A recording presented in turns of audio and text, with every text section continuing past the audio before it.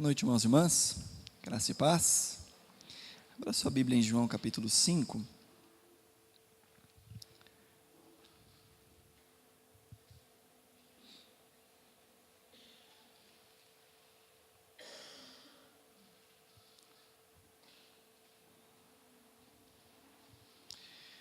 João 5.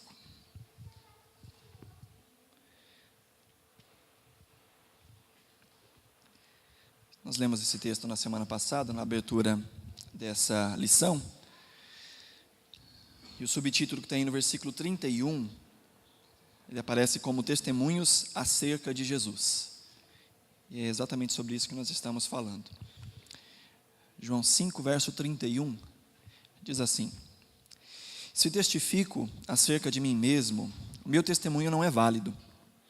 Há outro que testemunha em meu favor, e sei que o testemunho a meu respeito é válido. Vocês enviaram representantes a João, e ele testemunhou da verdade. Não que eu busque testemunho humano, mas menciono isso para que vocês sejam salvos. João era uma candeia que queimava e irradiava luz, e durante certo tempo vocês quiseram alegrar-se com a sua luz. Eu tenho um testemunho maior que o de João. A própria obra que o Pai me deu para concluir, e que estou realizando, testemunha que o Pai me enviou. E o Pai que me enviou, Ele mesmo testemunhou a meu respeito. Vocês nunca ouviram a sua voz, nem viram a sua forma, nem a sua palavra habita em vocês, pois não creem naquele que Ele enviou. Vocês estudam cuidadosamente as Escrituras, porque pensam que nelas vocês têm a vida eterna. E são as Escrituras que testemunham a meu respeito. Contudo, vocês não querem vir a mim para terem vida. Aqui, como eu falei na semana passada, Jesus traz sobre si os testemunhos a respeito da sua divindade. Jesus diz: eu não testemunho a respeito de mim mesmo, não sou eu que estou falando a respeito de mim mesmo. Vocês confiavam em João, na mensagem, na pregação de João, e João testemunhou a meu respeito. Não só isso, mas há um testemunho muito maior do que o testemunho humano, muito maior que o testemunho de João. Ele está falando de João Batista. Ele diz: as obras que eu realizo, ou seja, os sinais que eu manifesto, e o livro de João é um livro que fala de muitos sinais. Na verdade, o foco de João é apontar para os sinais, e no final do livro de João, João fala que Jesus fez muitos outros sinais, mas esses que foram registrados para que, olhando para Cristo, vocês creiam que Ele é o Filho de Deus. Então, João aponta no tom da sua carta essa ideia. E João é João, o discípulo de Jesus, que testemunha. Ele diz aquilo que nós vimos, aquilo que nós ouvimos, aquilo que as nossas mãos apalparam. Jesus é a própria testemunha de Jesus. Então o propósito de João aqui nessa carta é apontar, inclusive, testemunhas que falam da divindade de Jesus. E ele traz então esse relato de Jesus, dizendo: João Batista testemunhou a meu respeito, as minhas obras testemunham a meu respeito, o próprio Pai testemunha a meu respeito, e vocês não creram porque não conhecem a voz do Pai. E depois Jesus termina dizendo: as Escrituras falam a respeito de mim. Então Jesus fala de testemunho humano, Jesus fala do testemunho das suas próprias obras, dos seus sinais, das suas maravilhas, dos seus milagres. Jesus aponta como sinal também a própria palavra que sai da boca de Deus, quando naquele texto nós vimos, após o batismo de Jesus, a palavra do Senhor dizendo que Deus, uma voz vinda do céu diz: eis o meu filho amado, de quem eu me comprazo. E Jesus diz: as Escrituras falam a meu respeito, as Escrituras testemunham de mim. Então Jesus aponta que a sua divindade é testemunhada por outras pessoas. E até é interessante esse nome, testemunhas, que os próprios apóstolos posteriormente vão se chamar de testemunhas. Os próprios discípulos de Jesus vão dizer: eu sou testemunha dessas coisas. Não são só pregadores, não são só pessoas que ouviram falar, são pessoas que testemunharam. Paulo vai falar, por exemplo, em 1 Coríntios capítulo 15, que a respeito da ressurreição de Cristo, cerca de 500 pessoas viram Cristo ressurreto. Ele diz: a maioria deles ainda está vivo. Vocês podem perguntar para essas pessoas. Então havia um rastro de testemunhas a respeito de Jesus, a respeito da sua obra e até mesmo a respeito da sua ressurreição. Então nós vimos, pode passar aí, Eduardo. Começamos na semana passada essa série, dentro dessa série de exposições, os primeiros passos, o tema quem é Jesus, e vimos que Jesus é o centro da Bíblia, que o Antigo Testamento anuncia, Jesus fala isso, as Escrituras dão testemunho a respeito de mim, e as Escrituras que Jesus tinha era a lei, os profetas, os livros poéticos, os livros históricos antigos, não tinha nada do Novo Testamento. Então Jesus diz: o Antigo Testamento fala sobre mim, O Novo Testamento vai falar sobre a vida, a morte e a ressurreição, as orientações e as promessas de Jesus. Então toda a Bíblia aponta para Jesus. E na semana passada, pode passar aí também, Eduardo? Nós lemos esse texto, pode passar? Na semana passada eu falei um pouquinho, só dei uma pincelada e enquanto eu revia hoje, quis trazer para vocês um pouquinho também desse relato histórico, que é um relato extra-bíblico a respeito de Jesus. Essa foto aí, é a foto do Facebook do homem aí, do Flávio Josefo. Então, como não tinha máquina fotográfica, o pessoal desenhava naquela época. Então, esse é o Flávio Josefo. Ele viveu entre 37 e 100 depois de Cristo, ou seja, no primeiro século. Ele foi contemporâneo dos fatos que aconteceram com Jesus. Então, um historiador, como eu falei um pouquinho sobre ele na semana passada, não é um historiador cristão. Flávio Josefo era um fariseu, filho de um sacerdote, e enquanto o Império Romano estava crescendo o seu domínio sobre Jerusalém, muitos dos fariseus e muitos daqueles que não se prostravam ao imperador, eles eram assassinados, ou eles eram chamados a voluntariamente cometer suicídio, senão eles eram mortos. Então era uma coisa que acontecia nessa época, e Flávio Josefo, diante dessa situação, ele escolhe, ao invés de morrer, trabalhar para o Império Romano. Então Flávio Josefo se torna historiador patrocinado por Roma, desses três imperadores, Vespasiano, Tito e Domiciano, que são sequentes, né? E ele então escreve alguns livros que são considerados relíquias desse período. Flávio Josefo talvez seja a única testemunha que tenha escrito algum relato a respeito da destruição do templo de Jerusalém, ali por volta do ano 70.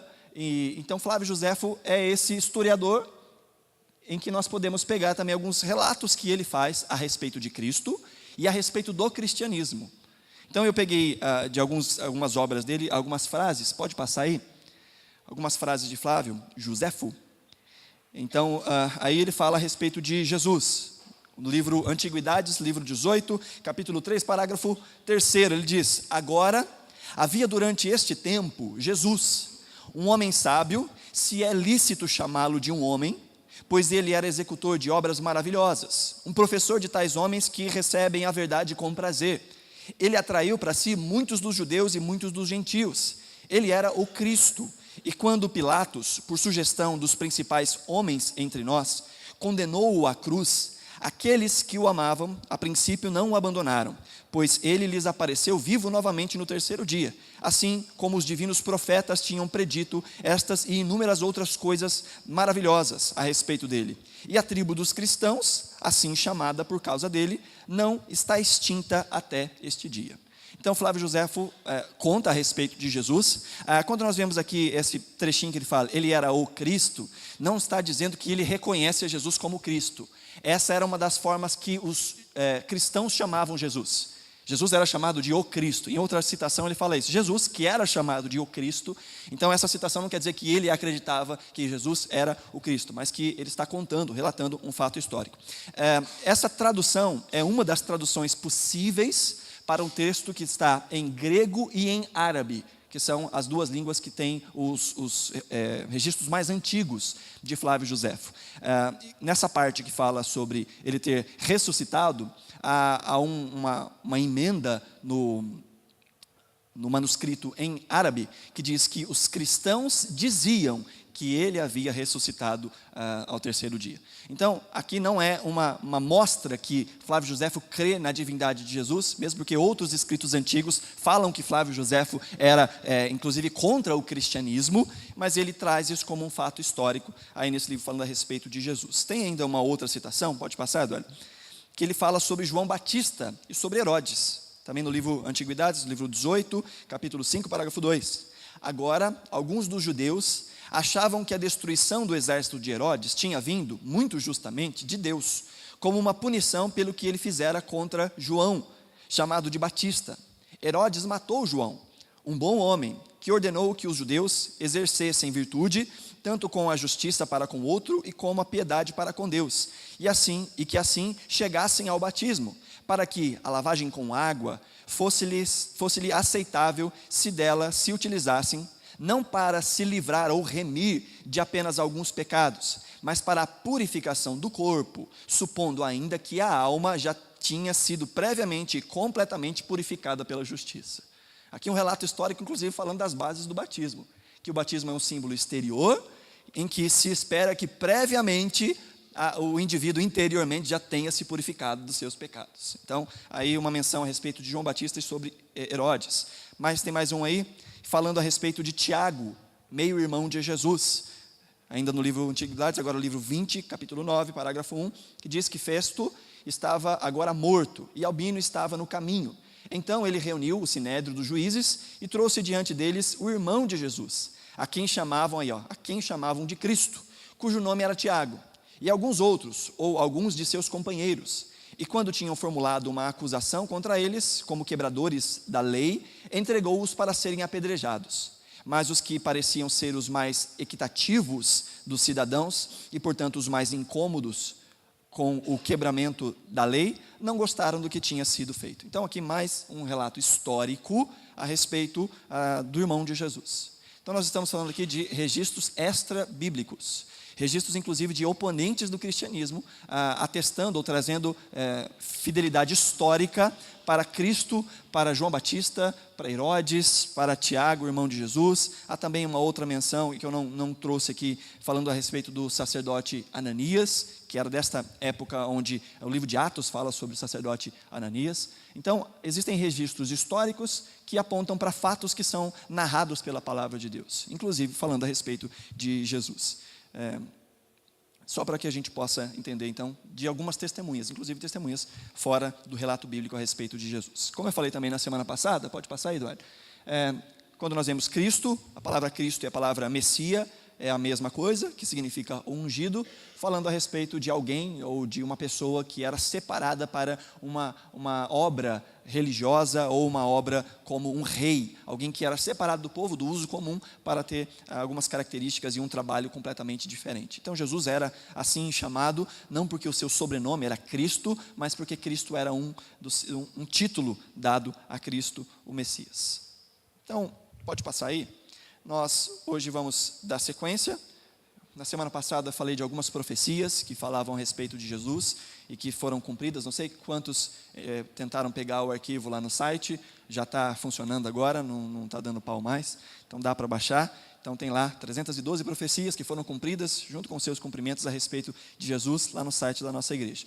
Então, além dessas profecias do Antigo Testamento que falavam a respeito de Jesus, nós vemos algumas pessoas que fizeram declarações a respeito de Jesus. A primeira pessoa, o próprio João Batista, que está aí em João capítulo 1, verso 29 e 34, que diz que no dia seguinte João viu Jesus aproximando-se e disse: vejam, é o Cordeiro de Deus que tira o pecado do mundo.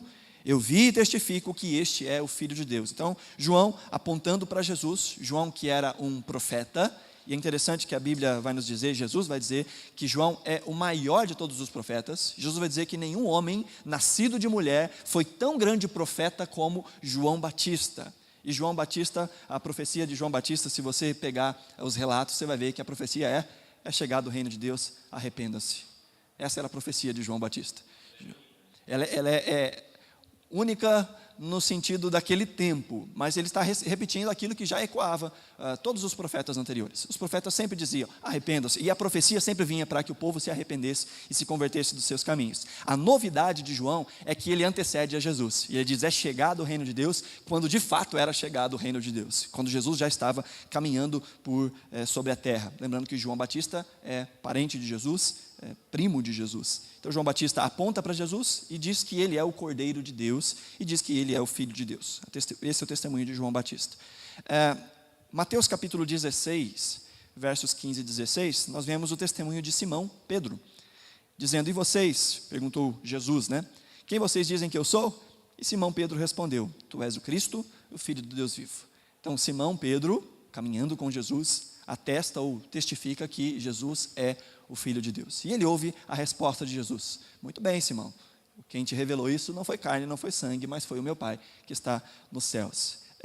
Também só um fato para a gente lembrar: Simão Pedro, juntamente com seu irmão, eram primeiramente discípulos de João Batista. Eles seguiam a João Batista e após terem um encontro com Jesus, passam a seguir Jesus. Então nós vemos Pedro, o Pedrão, falando de Jesus, apontando Jesus como Cristo. Esse é o testemunho de Pedro. Aí nós vemos André, que é o irmão de Pedro. Em João capítulo 1, verso 40 e 41, diz: André, irmão de Simão Pedro, era um dos dois que tinham ouvido o que João dissera e que haviam seguido a Jesus. O primeiro que ele encontrou foi Simão, seu irmão. Ele disse: achamos o Messias, isso é, o Cristo. Então, Jesus encontra com André e André vai falar com seu irmão Simão Pedro, dizendo: achamos o Messias. E é interessante que nesse relato nós vemos isso e vemos depois outra dupla de irmãos, em que um tem um encontro com Jesus e vai chamar seu irmão, e o irmão fala assim: ué, de Nazaré, será que pode vir alguma coisa boa de Nazaré? E o irmão dele diz: vem, veja. Então nós vemos esse relato, achamos o Messias, alguém que teve um encontro com Jesus e já se transformou numa testemunha de Jesus. Nós vemos essa dinâmica, muito interessante. Tem um encontro com Jesus, é impactado pela visão de que tem a respeito de Jesus e já se torna uma testemunha logo de cara. E vai buscar o irmão e dizer: olha, achamos o Messias. Nós vemos isso e vemos também um relato parecido com esse em João capítulo 4. Quando Jesus está conversando com aquela mulher samaritana no poço, Jesus tem um bate-papo com ela, fala sobre a vida dela, fala a respeito de adoração, e ela vai para Samaria, para sua terra, e fala a respeito de Jesus e diz: venham ver, um homem que falou tudo que eu tenho vivido, será que ele não é o Messias? Então essas pessoas vêm conversar com Jesus, e após conversarem com Jesus, nós temos o versículo 42 que diz: e disseram à mulher, esses samaritanos: agora cremos, não somente por causa do que você disse, pois nós mesmos o ouvimos e sabemos que este é realmente o Salvador do mundo. Então, à luz do relato dessa mulher, essas pessoas vêm para ter com Jesus, ouvem as palavras de Jesus e atestam: esse é o Salvador do mundo. Nós vemos, eu coloquei a mesma referência, mas é João 54, desculpa, que diz que o centurião quando o centurião e os que com ele vigiavam Jesus viram o tremor, o terremoto e tudo o que havia acontecido, ficaram aterrorizados e exclamaram: verdadeiramente este era o Filho de Deus. Aqui eu falei a referência errada, isso deve estar lá no finalzinho.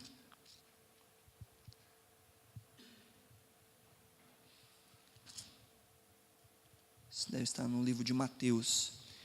Irmãos, eu anotei aqui a referência errada, depois se alguém encontrar aí, a gente volta para marcar. O versículo é 54, mas aqui provavelmente é o texto de Mateus da crucificação.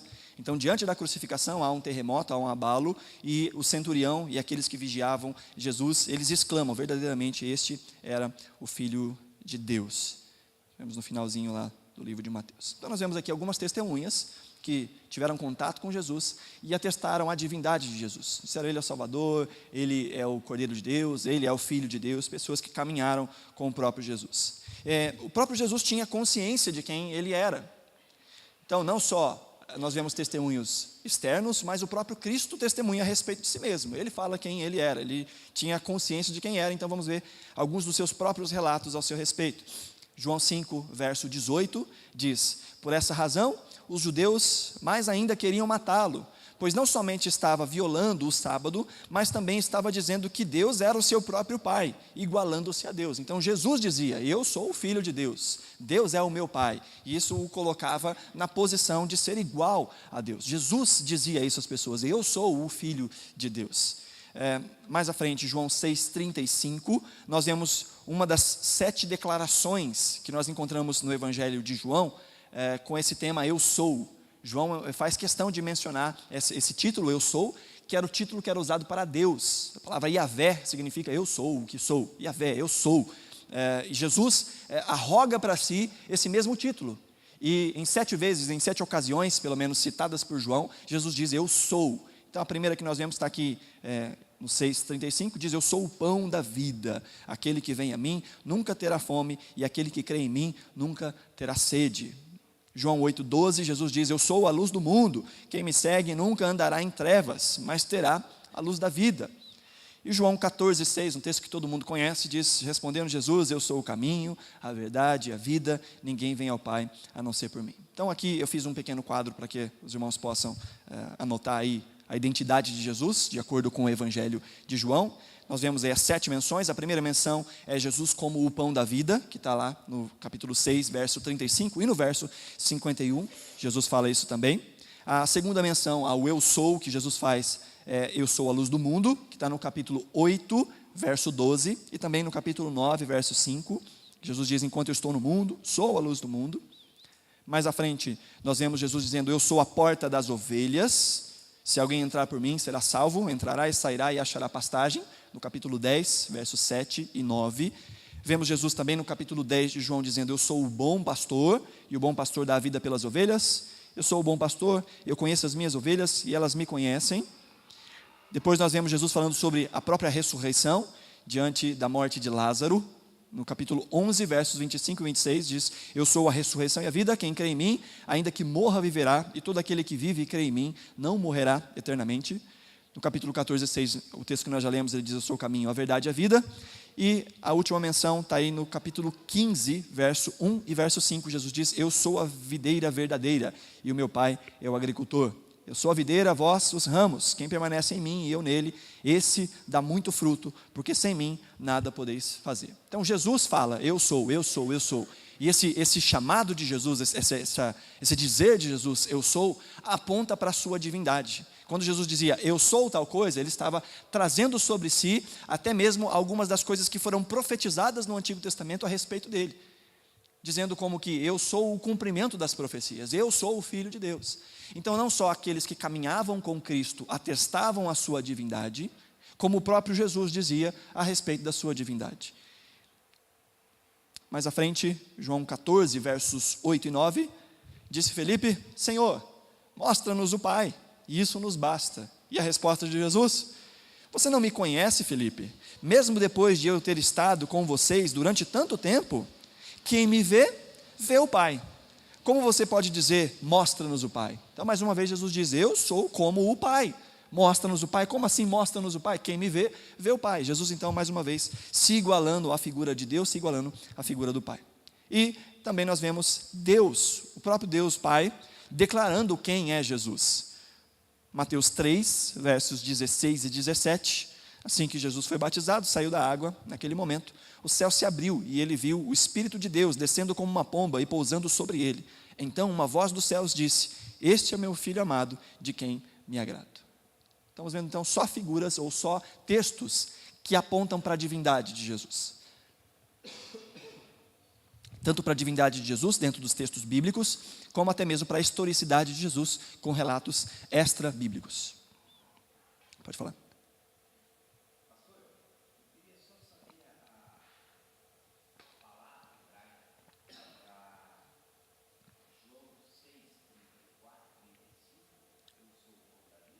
João 6,34.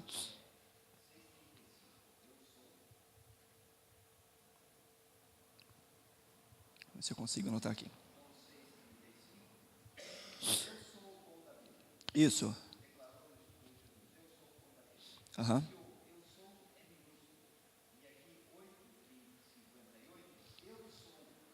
Uhum.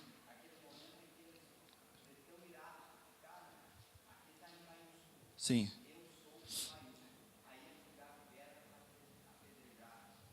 Ok. Quando a gente vê essas diferenciações entre maiúsculo e minúsculo, a gente tem que lembrar que não tem maiúsculo e minúsculo, tanto no grego quanto no hebraico bíblico. Então aí é uma inferência dos próprios tradutores.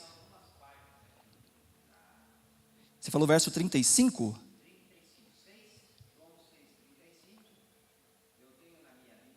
Aham.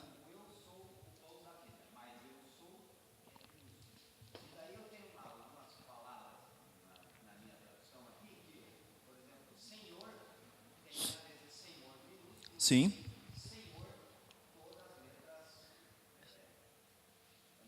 Aham.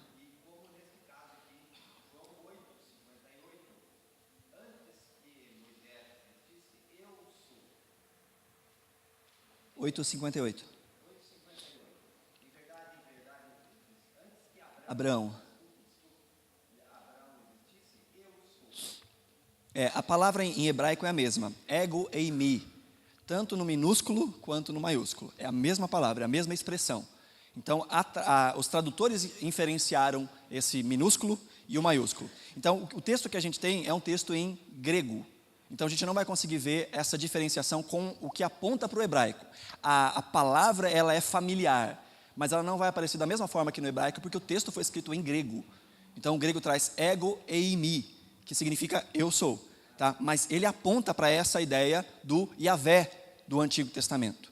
Essa era uma das formas que os judeus se referenciavam a Jesus nessa época do grego. Lembrando que o Antigo Testamento é escrito em hebraico e o Novo Testamento é escrito em grego. Tá? Mas a questão da diferenciação de maiúsculo e minúsculo, no texto, eu vi os dois textos aqui, eu tenho a Bíblia em grego, é a mesma palavra. A mesma palavra. Foram os tradutores que inferenciaram essa diferença. Isso a gente vê, irmãos, e isso é interessante ressaltar, por isso que é importante a gente ler a Bíblia em outras versões e ver alguns comentários bíblicos. Porque, por exemplo, quando a gente vê a palavra pneuma na Bíblia, pneuma significa espírito. E espírito pode ser usado, e é usado em vários textos para o espírito humano, para o espírito de Deus e até mesmo para espíritos demoníacos. O que vai trazer a ideia de qual espírito está se falando? O contexto. Então a gente tem que entender o contexto para poder fazer essas inferências. Mas no final das contas é uma inferência que os próprios tradutores estão fazendo. A mesma coisa na questão do maiúsculo e minúsculo. Em alguns momentos existem palavras que falam de senhorio de Deus, e aí ele já vem como maiúsculo. Mas a maioria fala de agio, que é senhor, no sentido de senhor, que pode ser para homem, para autoridade, e também usado para Deus. Tá? A palavra grega, para traduzir Yahvé, uma das possíveis traduções, porque elas são várias, uma delas é ego eimi, que é essa que é usada aqui no texto. Uma das, né? Mas, de novo, é uma flexão que é feita também em outros momentos, na hora de identificar Deus, por exemplo. Aí usavam outro nome, dentre eles até mesmo agio, que era o nome para senhor, usado nessa época. Respondi? Tá, depois a gente trata isso com minúcias, porque aí a gente está entrando no texto original. E o texto original, a gente tem que olhar para o texto original, ver a interpretação e até mesmo a questão do léxico, né, um paralelo que se faz entre uma língua e outra língua, para ver essas diferenciações. Aí vai um tempinho. Tá.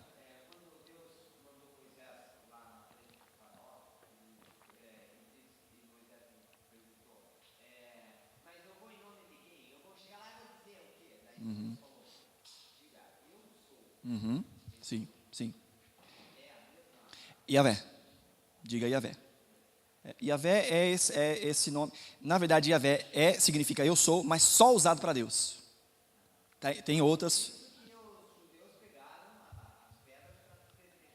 Isso. Para lembrar que Jesus, quando estava falando isso, eles sabiam exatamente o que estava falando. Jesus estava falando para judeus, né? E ao redor dele, muitos fariseus. Então, várias vezes Jesus arroga para si termos que eram próprios de Deus, e aí, quando fala um negócio desse, como dizem por aí, os judeus piram com Jesus dizendo um negócio desse. Então tá.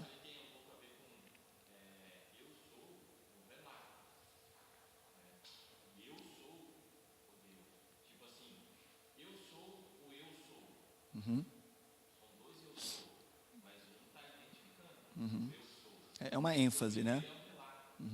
É uma ênfase. Tanto que a questão de dizer eu sou o eu sou é uma ênfase na ideia do ser.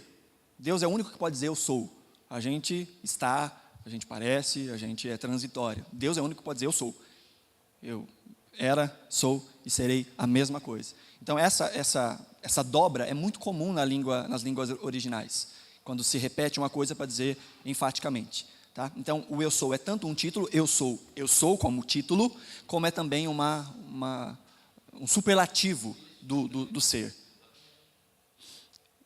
Aí então, queridos, depois que a gente passa dessa parte mais explicativa, de novo, a gente está aqui tecendo alguns comentários muito amplos e que você não vai ter necessidade na hora de explicar para alguém, explicar toda essa situação. Isso aqui é para que a gente tenha um conhecimento mais amplo. A lição ela é bem mais simples. Ela trata dos textos, aponta para testemunhas, essa parte, por exemplo, de histórica não tem lá naquela lição, então depois, por favor, baixe a lição para você poder acompanhar em casa ou trazer aqui também para que você possa fazer as suas anotações, isso é muito importante, para que você possa estudar de novo a lição e para que possa passar para outras pessoas. Então, o propósito nessa primeira parte era apontar os testemunhos, tanto intrabíblicos como extrabíblicos a respeito da historicidade de Jesus e a respeito da divindade de Jesus.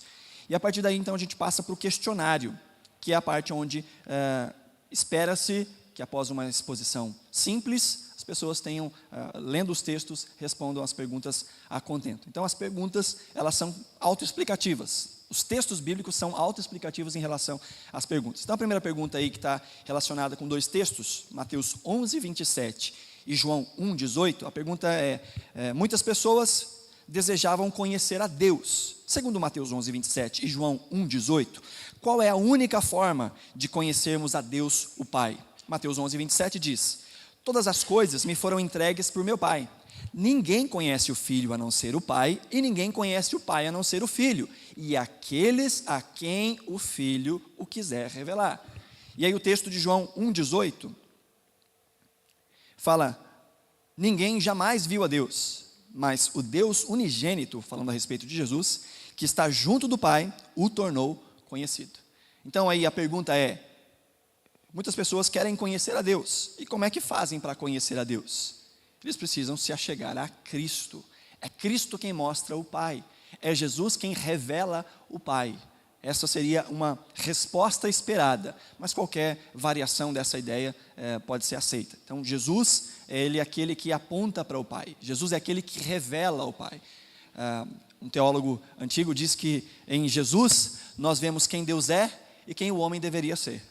Nós vemos a face divina de Deus e nós vemos as características do homem que nós seríamos, das mulheres que as irmãs seriam sem o pecado.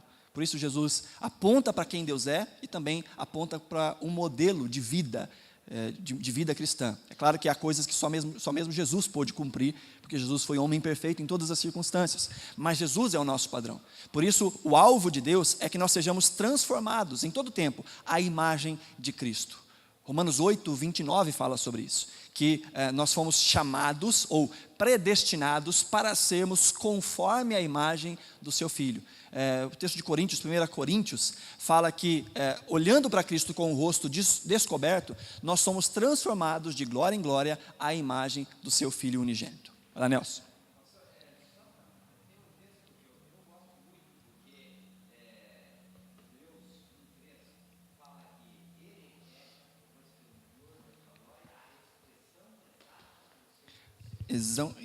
Vamos abrir esse texto lá? Esse texto é belíssimo. Na verdade, o início ali de Hebreus, a carta de Hebreus como um todo, ela tem o propósito de exaltar Jesus. Então, uma parte que ela exalta Jesus acima dos anjos, outra parte ela exalta Jesus acima do sacerdócio levítico, acima do templo, acima dos sacrifícios. E o início ali de Hebreus 1, fala um pouco sobre isso. Fala assim, há muito tempo, Deus falou muitas vezes e de várias maneiras aos nossos antepassados por meio dos profetas. Mas nesses últimos dias, falou-nos por meio do Filho, a quem constituiu herdeiro de todas as coisas e por meio de quem fez o universo. O Filho é o resplendor da glória de Deus e a expressão exata do seu ser, sustentando todas as coisas por sua palavra poderosa. Depois de ter realizado a purificação dos pecados, ele se assentou à direita da majestade nas alturas. E aí ele segue um texto belíssimo, exaltando a majestade de Cristo. Então, tanto o início do texto de Hebreus, quanto o primeiro e o segundo capítulo de Colossenses, o início de Efésios, existem exaltações maravilhosas a respeito de quem Cristo é, apontando Jesus como o Filho de Deus, como a plenitude de todas as coisas. Em Colossenses vai falar sobre isso, de que Cristo é o Criador e o sustentador de todas as coisas, a mesma coisa que Hebreus fala, que por Cristo todas as coisas foram feitas e por Cristo todas as coisas subsistem. Então, trazendo essa gloriosa imagem de quem Jesus é. Então, se a gente quer conhecer o Pai, de acordo aí com os textos que nós vimos, nós temos que nos achegar a Jesus. Quando nós lemos textos que diz, por exemplo, que Jesus é o único caminho, ou eu sou o caminho, a verdade, a vida, ninguém vai ao Pai a não ser por mim. Nós vemos declarações, por exemplo, de Paulo a Timóteo, dizendo que não há outro intermediário, não há outro mediador entre Deus e os homens, a não ser Cristo Jesus, o homem. Nós vemos, então, mais uma vez sendo ressaltado que Cristo é o único acesso a Deus. Que não há atalhos, que não há outros intercessores, que não há outras formas de chegar a Deus, senão através de Cristo Jesus. A Bíblia nos fala isso reiteradas vezes. Então, se queremos conhecer a Deus, vamos até Cristo. A segunda pergunta que nós temos aí no questionário seria: muitas pessoas desejam aproximar-se de Deus. Qual é a única maneira de nos achegarmos ao Pai, conforme João 14,6? Jesus respondeu: eu sou o caminho, a verdade e a vida, ninguém vem ao Pai a não ser por mim. É uma reiteração da primeira pergunta: qual é a única forma de chegarmos ao Pai? Somente através de Jesus. Jesus é o caminho. Então vejam, queridos, que essa lição que nós estamos tratando, ela é uma lição muito simples, ela é uma lição muito básica. E por que nós estamos falando dela, então? Por dois motivos. O primeiro, nós precisamos trazer corpo à nossa fé. Nós precisamos aprender a elaborar a nossa fé. Ter condições, como diz o apóstolo Pedro, a responder a qualquer pessoa que perguntar a razão da esperança que há em nós. E nós vamos ter condições de fazer isso se organizarmos a nossa fé. Organizarmos como nós cremos.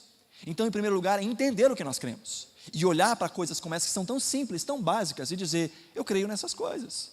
Eu sou um cristão porque eu creio na palavra de Deus, e a palavra de Deus fala estas coisas a respeito de Cristo.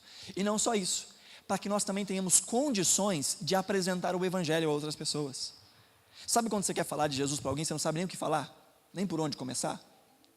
E quando nós conseguimos elaborar a nossa fé, e conseguimos até mesmo padronizar algumas coisas na nossa cabeça, nós temos mais condições de responder às pessoas, as perguntas que as pessoas fazem, iniciarmos conversas, levarmos a conversa para o caminho que aponte para Cristo Jesus, se a gente tiver condições de elaborar bem os caminhos que nós vamos traçar. E principalmente, se nós tivermos conhecimento da palavra de Deus, se nós conhecermos os textos, se nós tivermos de preferência decorados alguns textos, para que a gente possa, no momento apropriado, falar a respeito de Cristo e dizer: viu, a Bíblia fala sobre isso. E se eu não sei citar o texto, eu pelo menos sei procurar o texto. E hoje nós estamos com uma facilidade em que não há mais desculpa, em que qualquer pessoa no seu smartphone consegue jogar no Google o inicinho do texto. Talvez você não saiba o versículo inteiro, mas você sabe um pedaço do versículo. Você joga lá no Google, ele te dá a referência.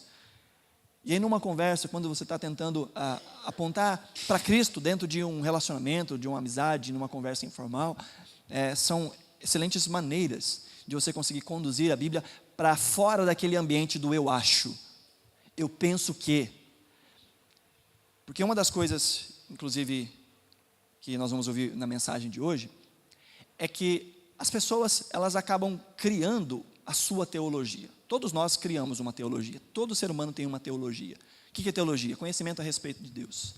Todo mundo tem uma teologia.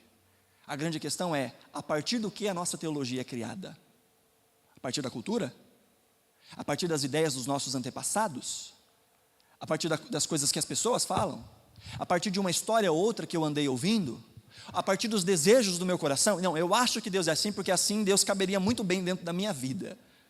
E aí pessoas elaboram uma imagem de quem Deus é, à luz do seu próprio desejo, do seu próprio coração, e cria para si um Deus, e diz: eu acho que Deus funciona assim. Eu acho que Deus pensa desse jeito, eu acho que Deus age desse jeito. E a pergunta é: por que você acha isso? Da onde você tira as suas ideias a respeito de Deus? E nós, como cristãos, deveríamos ser aqueles que tiram as suas ideias a respeito de Deus e da sua obra, a partir da onde Deus se revela, a sua palavra. Nós, como cristãos, deveríamos ter esse esforço de conhecer a palavra de Deus para poder dizer: não eu acho, mas eu sei. Cristianismo é baseado em certeza, porque a fé, ela é certeza das coisas que se esperam e a prova das coisas que não se veem. Nós fomos chamados para caminhar em fé, e a fé vem pelo ouvir a palavra de Deus. Quanto mais eu conheço a palavra de Deus, mais eu vou entendendo quem é o meu Deus, qual é o seu propósito, qual é o propósito da minha vida diante de Deus, e isso vai fundamentando no meu coração e na minha vida alicerces, que eu vou caminhando de forma cada vez mais certa, de tal forma que alguém chega e diz: eu acho que Deus é assim, e você vai poder dizer: não, Deus não é assim. E eu tenho certeza que Deus não é assim, porque a palavra dele diz que ele não é assim. Porque a palavra dele diz o contrário do que você acha que ele está dizendo. E nós, como cristãos, devemos fazer isso, queridos. Elaborarmos a nossa fé a partir da palavra de Deus. A nossa única regra de fé e de prática. Não o eu acho. Quer falar alguma coisa?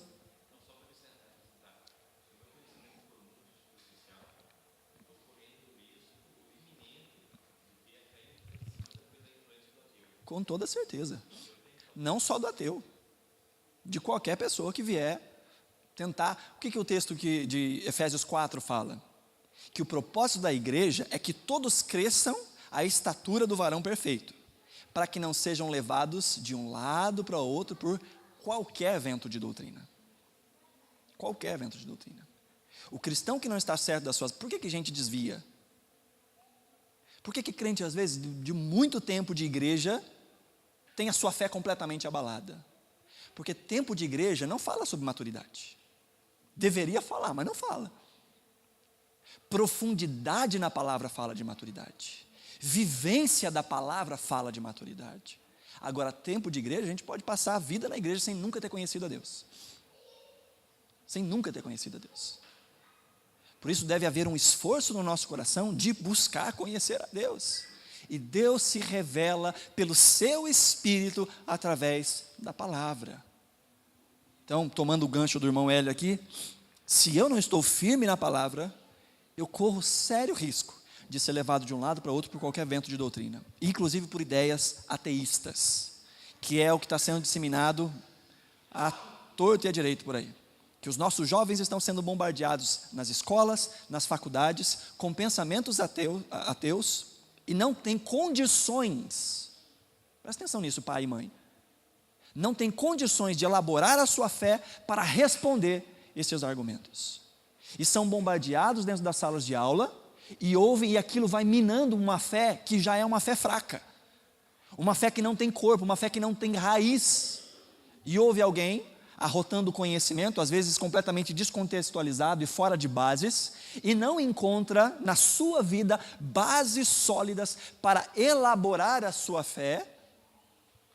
E o melhor lugar para se perder a fé é na academia. É dentro de qualquer ambiente estudantil. É o melhor lugar para aprender. Porque nós estamos diante de pessoas que se dizem detentoras de conhecimento e que passam com muita certeza aquilo que desconhecem. Gente que não sabe nada de Bíblia, mas diz a Bíblia fala isso. E eu tenho aqui uma refutação a respeito disso. E aí o crente que está sentado na sala de aula nem sabe se a Bíblia diz aquilo mesmo ou não. E ouve uma refutação daquela e fala, olha, não é que é verdade? Mas ele quer tentar interpretar a Bíblia à luz de alguém que não conhece a Deus e nem a Bíblia. Por isso nós temos que conhecer a nossa fé. Por isso que uma série como essa, que é uma série tão simples, irmãos, é base. Mas muitos cristãos que caminham dentro de igrejas há muitos anos, não sabem essas coisas. Não sabem os princípios elementares da fé. Há um texto, acho que em Hebreus, se não me engano em Hebreus, que o escritor diz, eu queria falar para vocês coisas mais pesadas, mas vocês se tornaram fracos em aprender. E ele diz, mais uma vez tenho que ensinar os princípios elementares, ou os oráculos de Deus. Eu tenho que voltar lá para a base. Porque tendo passado muito tempo, e ele ainda diz, vocês deveriam ser mestres, mas precisam aprender de novo. Então nós somos presas fáceis, queridos, diante de um mundo que se levanta contra Deus, se nós não temos uma fé fundamentada na palavra, conhecendo a palavra, e elaborando de forma lógica, usando o nosso raciocínio, para entender a palavra, porque a palavra é alcançada na revelação do Espírito Santo, mas ela comunica com a nossa mente. A Bíblia não é um livro etéreo, não é um livro subjetivo. A Bíblia tem muitos fatos concretos, que apontam para verdades superiores. Por isso a gente tem que ter o conhecimento da palavra. para que a gente não seja levado de um lado para o outro por nenhum vento de doutrina. Seja ela doutrina religiosa, seja ela doutrina ateísta, que no final das contas é também religiosa. Todas as vezes que fala de Deus, nós estamos falando de uma doutrina religiosa. Seja aquele que crê, seja aquele que não crê. Amém? Fica o alerta.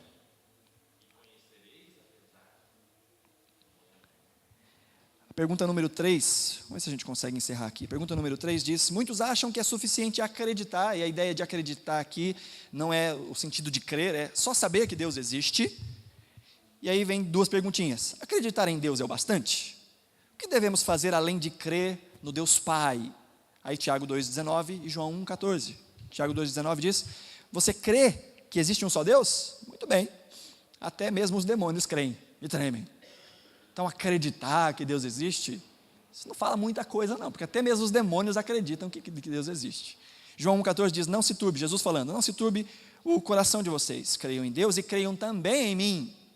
Jesus chama para que creiam nele, em que a nossa confiança seja colocada nele, não só nas coisas que ele diz, mas em quem ele é.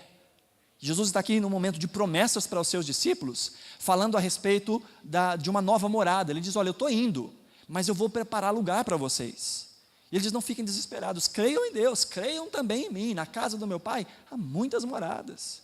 Se não fosse desse jeito, eu tinha dito para vocês, mas eu vou preparar-vos lugar.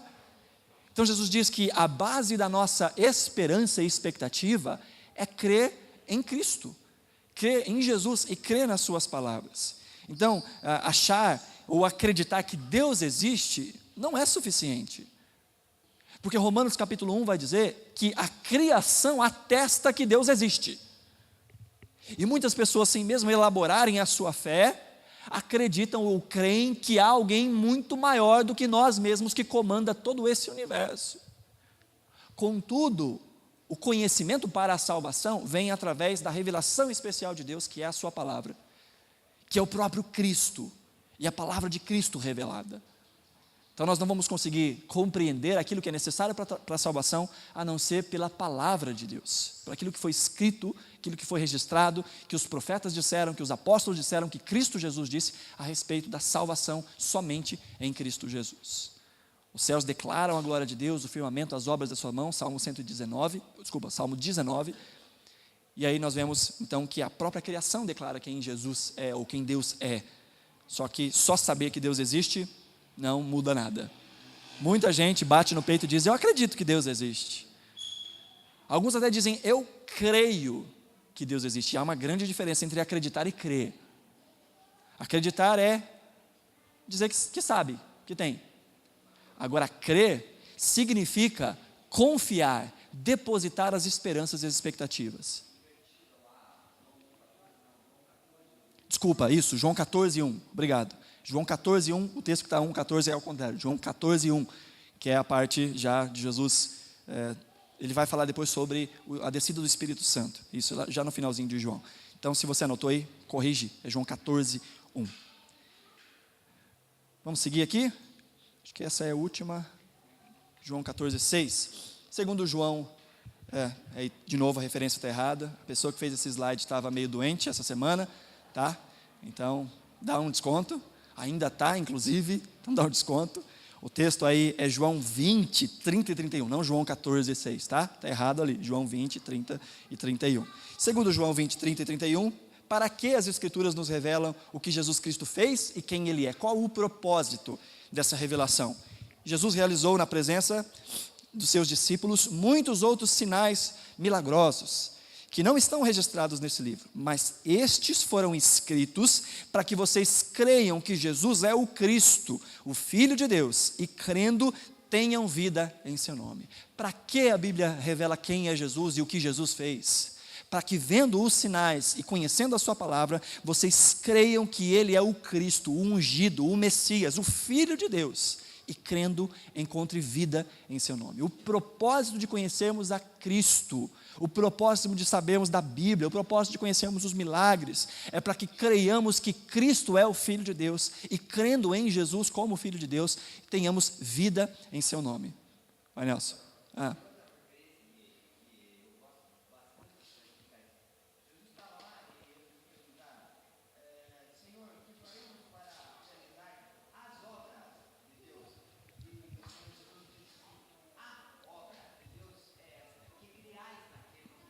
Ótimo. Você lembra a referência?